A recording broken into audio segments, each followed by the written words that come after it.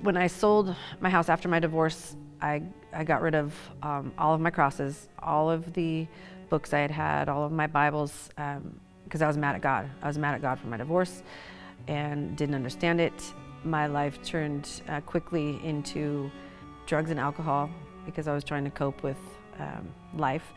I met a man who was the seemingly perfect man after my divorce, and got into a lot of domestic violence situations, and I was trying to cope with all of that and started using drugs, and things got bad quickly. I lost my house, I lost my children, I went to jail, I had a gambling problem. When I went to jail the second time, I lost custody of my boys, my 4 sons. When I got out, met a different man and just continued on that lifestyle. I didn't know how to stop. I got so deep into it that it was just what I knew. It was the only way to make me feel better in that moment. I was sad, I was lonely, I didn't know what to do, I was lost. And I had always kind of had it in the back of my mind that God would come back. I always thought of the parable of Him leaving the flock for the one and bringing me back. And so I always knew in the back of my mind that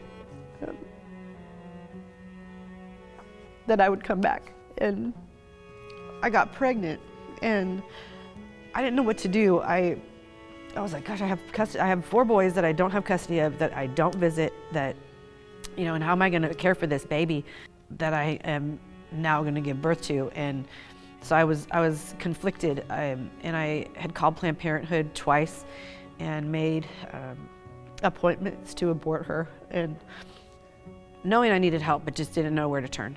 2 weeks before she was due, I knew I needed to deliver her because my blood pressure was high. The doctors were telling me, to deliver her, and I didn't want to go because I knew I was not clean.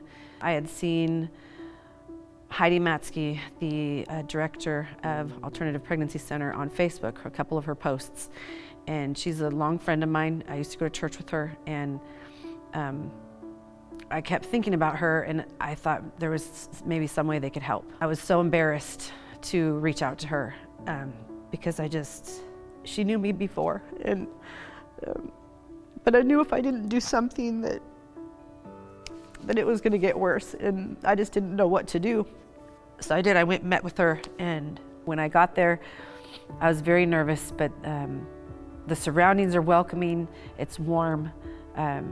It's totally Heidi with pink chairs and pretty flowers, and I knew I was in the right place when I walked in the door. And they met that desperation with kindness and compassion and love and caring. And I went into a room and sat down, and Heidi, we just cried, and she was honest with me about CPS, but I knew that there was hope, She gave me the hope that I needed to continue on that journey and not to, because it would have been very easy to not meet her that day, to not go into alternatives, to not make that tough choice and just had the baby and had it sent to foster care and be out there using drugs still. When I looked at that mountain, I knew that Jesus would leave the flock for the one and carry that one back, like the footprints poem. When there was only one set of footprints in the sand, I carried you. And I knew Heidi in alternatives was my way back. When she was delivered, I worried so much about, how she was going to health-wise be. She was okay. She was perfectly healthy. And I had prayed so many times during my pregnancy, using drugs, God, please keep her safe from my selfishness. There's just not ever one moment that I don't smile at her. And she brightens my life every day. And to think that I could possibly not have her in my life because of the choice of having an abortion early on. All the challenges that I was facing then, I've overcome step by step. And there's hope. There's a chance. You just have to give yourself a chance. I have stayed clean and sober. I'm almost to 9 months. On September 8th, I'll have 9 months clean. When I walked into APC, I walked in hopeless, scared, alone. And when I walked out, I had courage and hope that I could make it through this.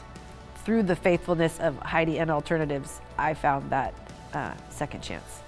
As you consider giving to Alternatives, I hope you think of me and the hope that was placed in me to overcome seemingly impossible challenges, to help others do the same, because there's hopeless people out there, but they need strong people who come alongside them and give them that second chance so they can be better than they ever were.